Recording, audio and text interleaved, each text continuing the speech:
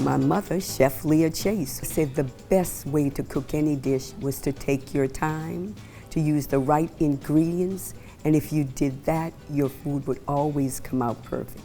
And she did that using Camellia beans.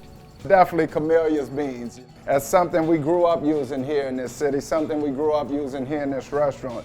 You know, red beans growing up, it's a New Orleans tradition every Monday, right? We would come over to grandmother here at Dooky Chase and she would have a big old pot of red beans going. And you put them on a plate and I'm telling you, it's home. You're tasting home every time.